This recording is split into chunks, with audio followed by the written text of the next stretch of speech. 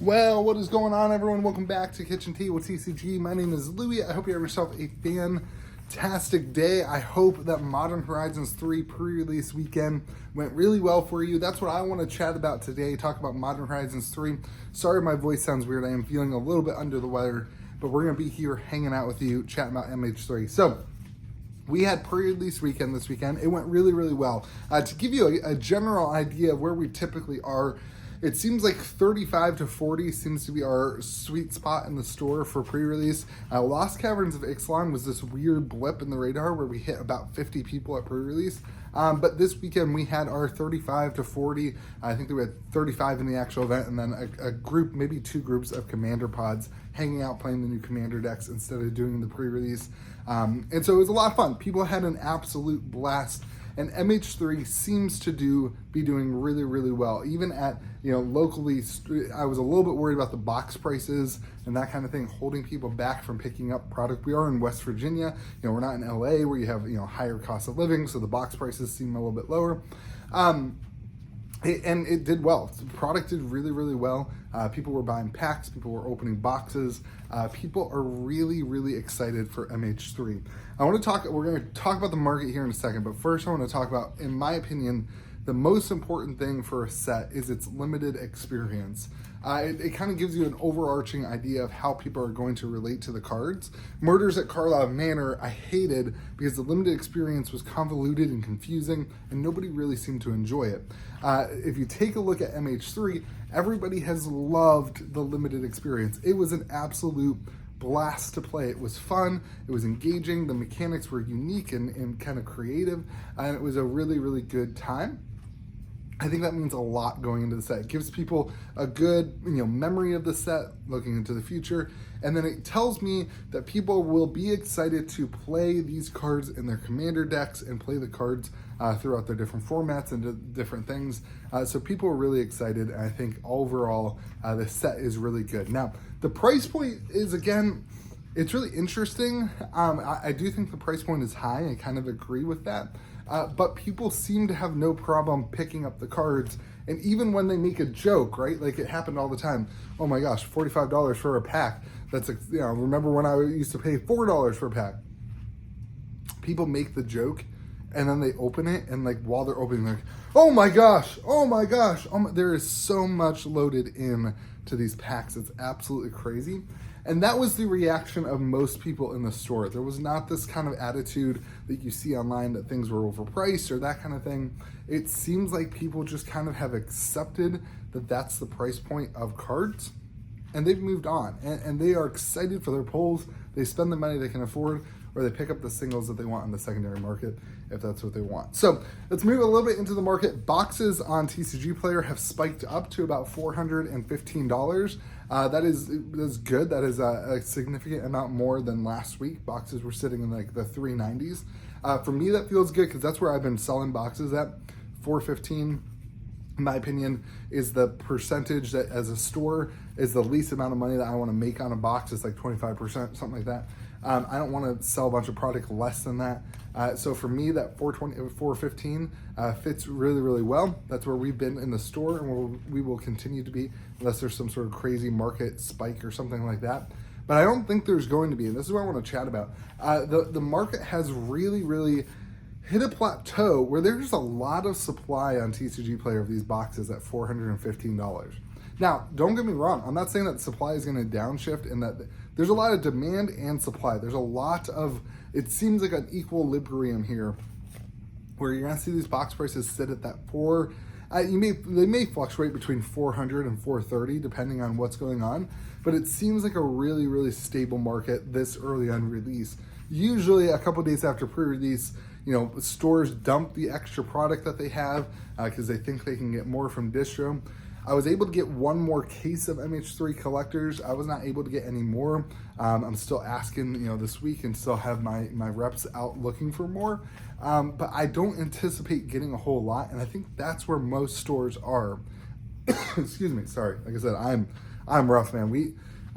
Last week killed me, absolutely killed me. Anyway, I think what stores are looking at is if they can't get more, then they want it in store because everybody's asking for this. Nobody cares about the other sets right now. Nobody's interested in the other stuff. The new hotness is MH3. And so there's no need to put it on TCG Player to get your money out of it because people are coming into stores. Now, what could change that is if distro has more boxes, which we never know if they have stuff in the back, or if they're holding on to things, they find a case here, they find a case there. You just never know what's going to happen. But in my opinion, the drive on the market, the demand on the market is really, really strong. Boxes are moving pretty quickly, but there's also that supply is good. So I think it's a pretty safe, point at that 415. I don't think we'll see any huge dips or huge increases. Singles wise, though, we had a crazy weekend. Obviously, a lot of the cards dropping in price off the pre-order prices. A lot of stores cracking product. A lot of people cracking product. That's to be expected. We all know that. But there's a couple of cards, the Raw, the borderless one at least, and all the other ones too, but the borderless is the one I priced, was at $6 and it shot up to $35. It's seeing some play in a modern deck that went through this weekend. So a couple cards that were not seen as hits this weekend when people were cracking packs now are huge, $35 hits, which is really cool. It'll be interesting to see where those stand, if that holds on. Who knows, but it's cool to see that kind of stuff happening. The Ugin and the Ugin land, it's holding up pretty good. Actually, I don't think the other one was Ugin. One of the Eldrazi's, what was the name of them? Anyway, sorry guys, I'm out of it. That the land holding out at $55. That's off like the $85. $55 for a non-foil mythic is still a pretty great product. It's still a good price point. I anticipate that will still fall a little bit.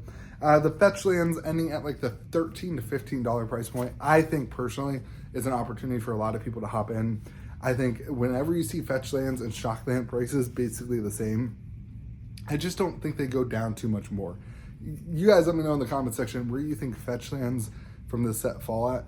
I don't think we see lower than like $10 to $13. I just don't think we will see it that low. It'll be really interesting to watch it. We did not see it go much lower than that for MH2, and MH2 had a massive, massive supply. So other than that, here's a couple other things to note. As I've been evaluating this set, and things can change. Wizards could come out with an announcement of this stuff, who knows. But when I evaluated this set, I compare it to Lord of the Rings. We did a whole video on it, right? Lord of the Rings had the same kind of level, maybe a higher level of excitement and hype, especially from the non-Magic community, obviously. But I would say from the Magic community, this set has a pretty equal amount of excitement and hype based into it.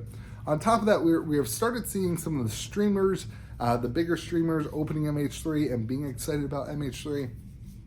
And then what the biggest difference with Lord of the Rings is, in my opinion, is that Lord of the Rings, we knew we had the November set coming, and the November set came, and the supply was massive for the November set. It was a reprint set of the same product that was in the summer set that we are now for MH3. I really, really think that suppressed the value of the Lord of the Rings collector boxes and took a lot of the value out of the singles and that kind of stuff. And hypothetically, nothing like that will happen with MH3. Now, Wizards could come out and announce some sort of supplemental secondary set just like that. That's going to be the summer or the winter set. They could do that. I don't think they will. I personally, I think that was a Universes Beyond thing to extract more value out of the IP and the licensing. That's what I personally believe. And if they don't, I think these box prices are going to get not out of control. I'm not trying to tell you to have FOMO. You got a lot of time right now. Again, with the supply on the market, there's a lot of time. That's why I said that first.